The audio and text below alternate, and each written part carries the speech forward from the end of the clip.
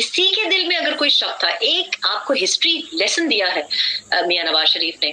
और मेरा जो अफसोस की बात यह है कि इमरान खान सच सच सच सच की बातें करते थे और आके उन्होंने सिर्फ झूठ झूठ झूठ ही फैलाया है।